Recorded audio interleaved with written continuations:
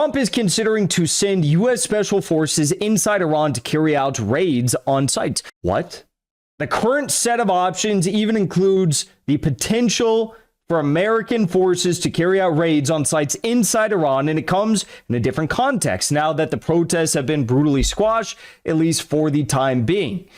Now, you might hear that, you might be kind of laughing, like, what? Raids in Iran? But take a look. American Special Forces aircraft are on their way to Azerbaijan right now, probably with Delta Force on board. What on earth would they hope to accomplish in raids? Pete Hegseth, our Secretary of War, has told Trump that we are prepared for any potential options against Iran.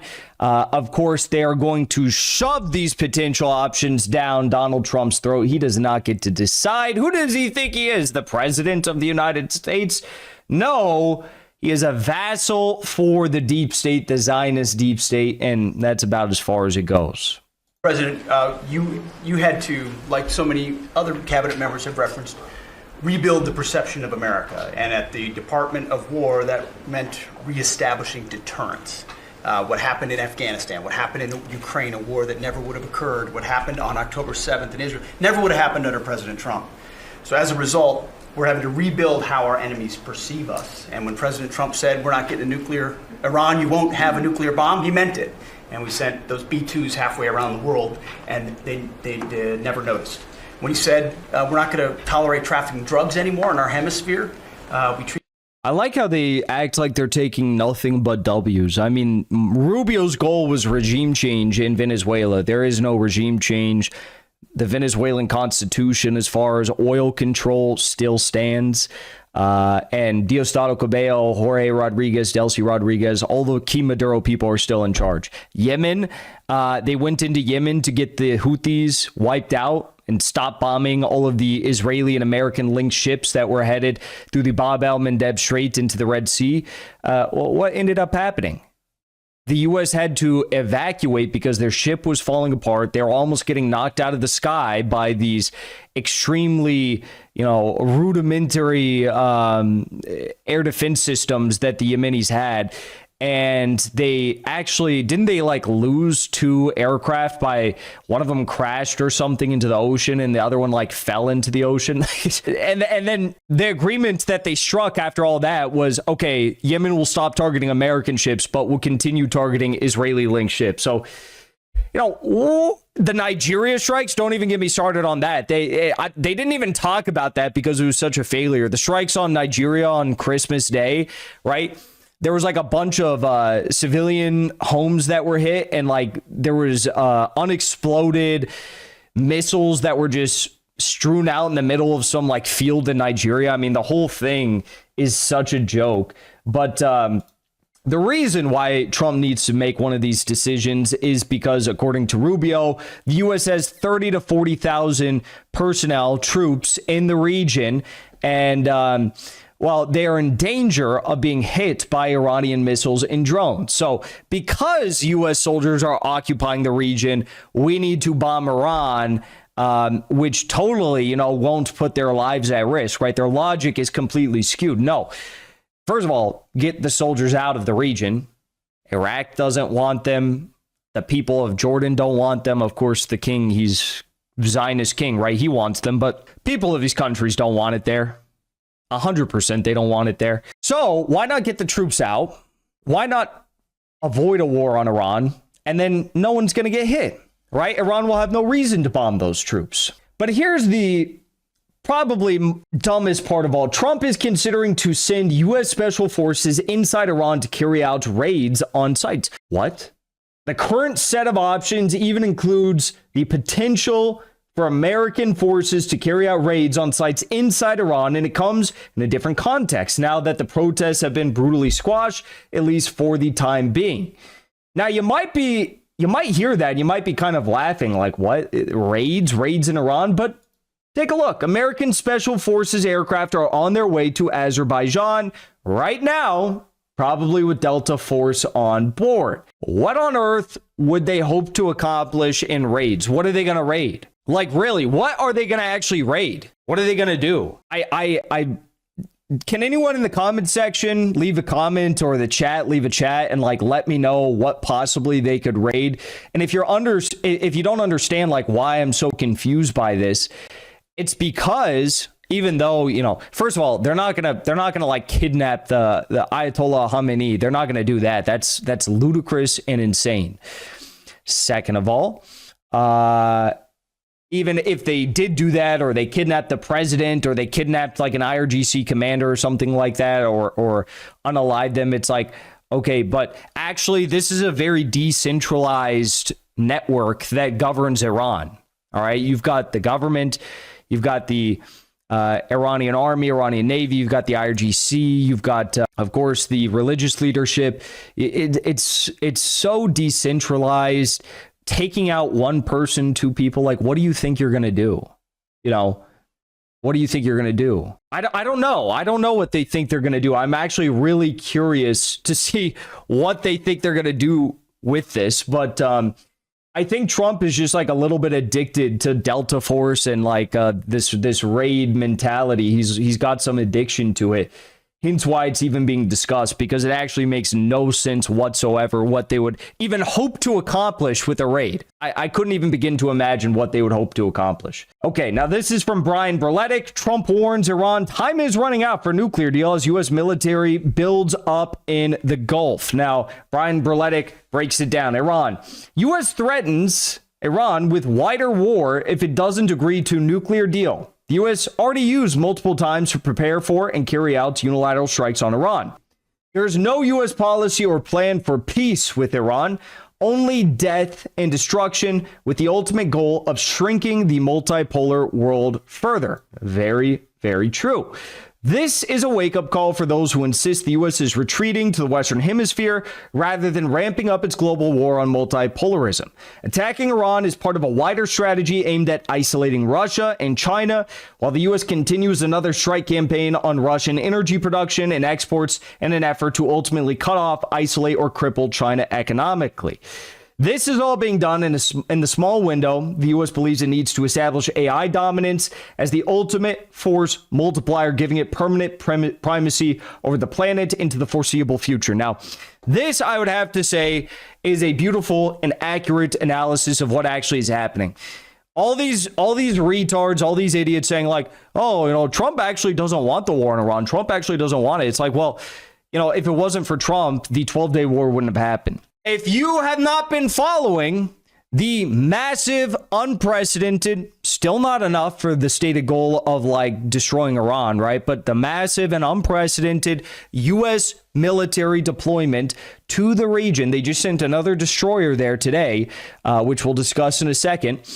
If you have not been following that, if you are ignoring that, that's on you. But if you're looking at the amount of C-3 cargo craft, C-17s, C-21s, all these massive Globemasters, the F-15s, the F-35s, the 2 U.S. carrier strike groups, another destroyer. If you are looking at all of that, the THAAD systems, the Patriot systems, if you are able to look at all of that and tell me with some level of sincerity that, oh yeah, Trump doesn't actually want a war, he's getting dragged into it, I have to believe that, you know, you have a below room temperature IQ, because you're either lying or you are retarded if you are saying that still today. The level of deployment of military assets to the region completely wipes away any of these stupid arguments that like, oh, Trump doesn't know what's going on. Trump doesn't actually want this. This isn't his plan. He's getting dragged into it. Please, for the love of God, stop saying this. This is a U.S. plan. It has always been a U.S. plan. Wesley Clark was the first person to expose why this is a U.S. plan, and it will continue being a U.S. plan. Now, of course, there is the added impetus to this plan of not just targeting and taking over a country that is very powerful and doesn't have a Rothschild bank, but also it is meant to target Russia and China China, who now is a formidable challenger to the United States, has a GDP purchasing power parity that is over $5 trillion larger than the United States. According to Google, China is only 6 months behind China in AI processing and technology. You look at the PLA, it's bigger, stronger, faster, better drones, better missiles. It's like, okay, please stop telling me that this has nothing to do with China and Russia and that the U.S. doesn't, this isn't some U.S. plan, okay? 6 U.S. Air Force C-17A military transport aircrafts are on their way to the Middle East. THAAD and Patriot systems. This is just a few moments ago, 1 hour ago. We have this from earlier today. Trump has sent yet an additional destroyer, the USS Delbert D. Black. They're sending destroyers. They're sending ships I've never even heard of before. They're sending random ass ships no one's ever even heard of before. That's how many ships they're sending over there, okay? An RC-135 electronic surveillance jet to join U.S. forces amassing in the Middle East. Now, this RC-135, I believe they've already sent one. It's a SIGINT plane. And that is what they used to bomb Iran during the 12-day war. When the U.S. did it, they utilized that electronic surveillance aircraft in the campaign to bomb the nuclear sites, okay? Now, the Delbert D. Black, which has reached the shores today, this destroyer docked off the coast of Greece on January 25th, 5 days ago, and was equipped there with long-range Tomahawk cruise missiles and air defense missiles. In these 5 days, the destroyer left Greece, passed through the Suez Canal, and entered the Red Sea and arrived in Elliott this morning. Billy, thank you. People are delusional to think the U.S. government acts in the best interest of the people. Even more delusional to think they're acting for the Iranian people.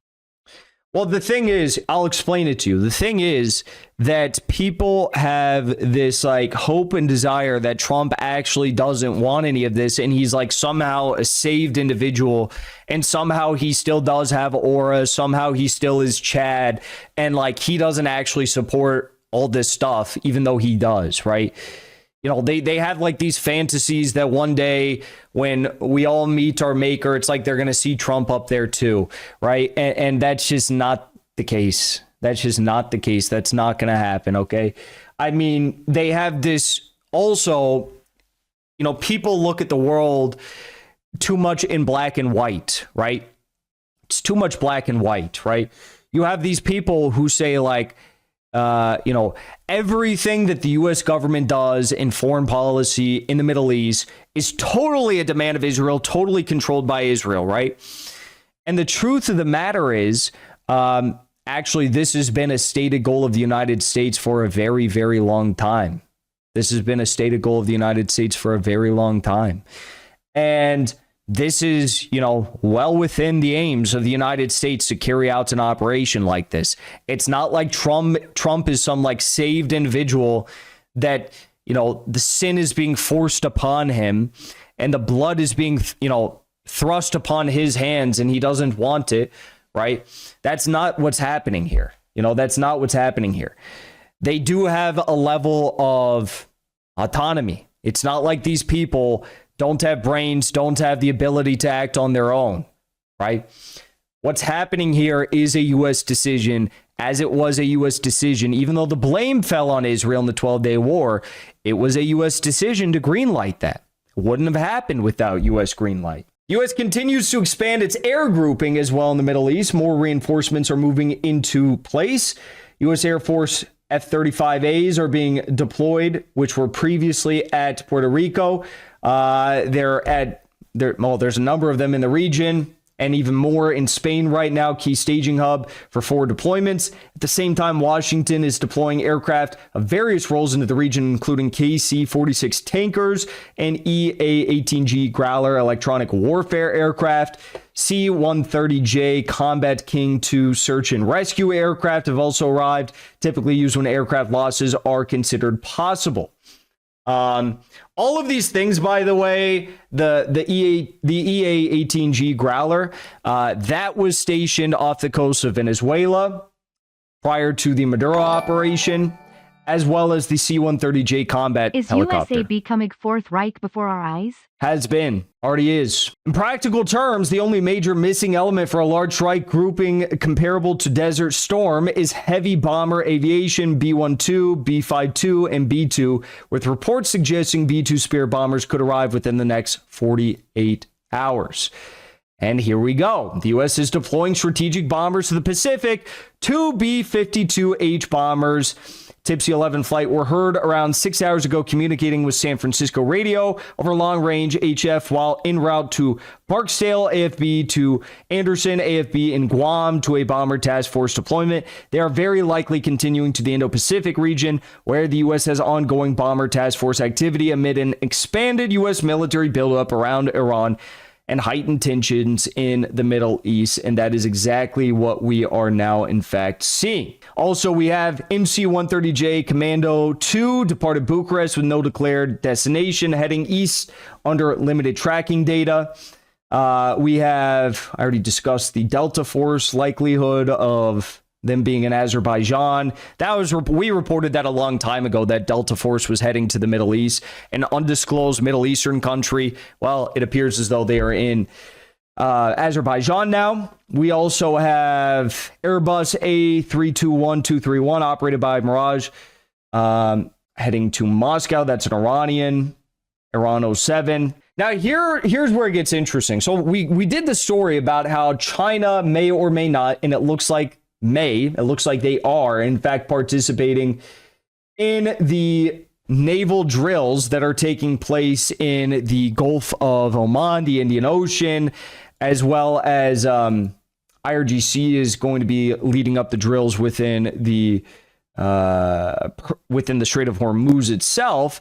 Well, now we have further confirmation. China has dispatched several destroyers to Iranian waters. Chinese Navy Type 055 and 052D heavy destroyers have been sent from Hainan Naval Base, and this is in all likelihood to participate in the joint Russian-Chinese-Iranian naval drills in the Indian Ocean and in the Gulf of Oman. But at the same time, we have high-resolution Chinese satellite images, which I believe are public and are being provided, obviously, to the Iranians in record speed to show exactly what is being staged and where. So from these Chinese satellite images, Iran is taking a lot of information into account.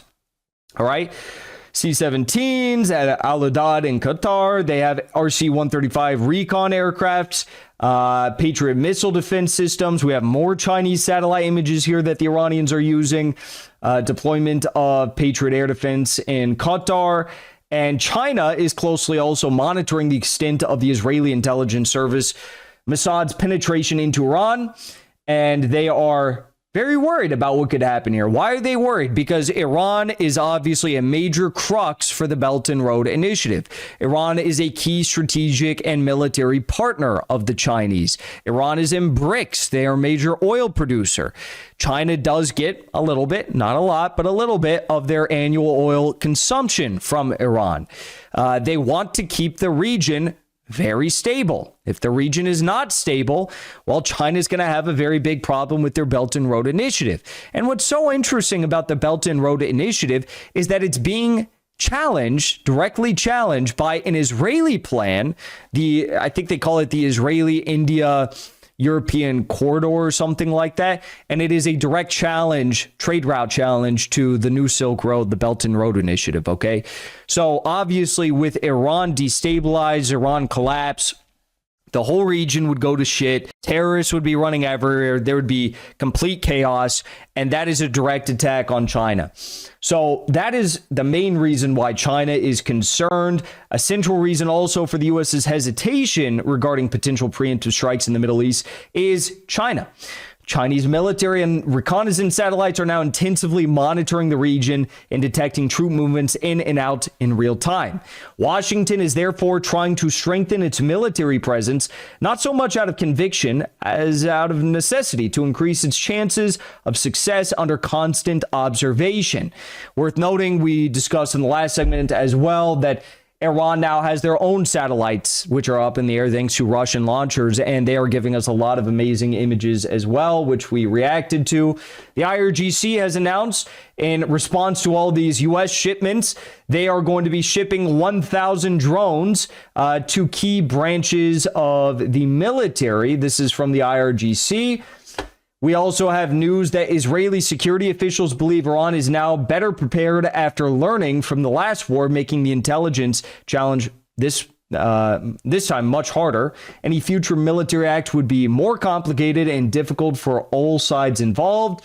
Iran is transforming their metro stations and underground parking lots into emergency shelters. Who wants to bet that if they do target the shelters, the first shelter that Israel and Israel, it's more of an Israel thing. The first shelter that they'll target is the newly inaugurated Mother Mary a shelter that they have unveiled in Iran. It's beautiful, but I feel like that Israel has their eyes set on targeting that. Iran is saying that the U.S. military buildup in the region is a false force that we do not fear, and the enemy knows that it will suffer heavy losses if it carries out any aggression that violates our sovereignty. Maybe we'll save that part for later. But yes, this is where we're headed. It's not enough to do what the United States, I think, wants to do. Armchair Warlord said, as I pointed out earlier, the U.S. task force currently in the Middle East is grossly inadequate to the mission at hand, and the Iranians are in no mood to stand down and let themselves be salami sliced to death. If this goes ahead, it's war, and we are not prepared to win. So, folks, that's the situation in Iran. That is the most thorough breakdown you can hope to have to date. I'm giving you all the information right now. I just did 3 stories breaking it all down, and it's a lot to go through, but it's very important to understand the reality of the situation because there are many people trying to overhype. There are many people trying to lie about what's going on. And the truth is that, yes, it does look like we're going to get a war. Yes, there is an unprecedented level of U.S. military buildup. Yes, the U.S. does fully support and want this war, but is it enough? Well, that's the question. Enough for what? Enough for what? The U.S. had enough to do a lot of things in Venezuela, but all they decided to do was bomb 100 civilians and kidnap Maduro. So that is the question. What does the U.S. want to do? What does Israel want to do? That is something we will have to continue to follow. Before you leave, I want to say thank you for the support because after 2 years of being banned, we are finally back home on YouTube. So be sure to subscribe to our channel and also join as a member on our channel using the link at the top of the description. I rely on the generous support of viewers like yourself to get the truth out to as many people as possible. You can also support the show on Locals or Give Sin Go. The mainstream media and the powers that be are never going to stop attacking us for bringing the truth to as many people as we do. Thank you so much for your support.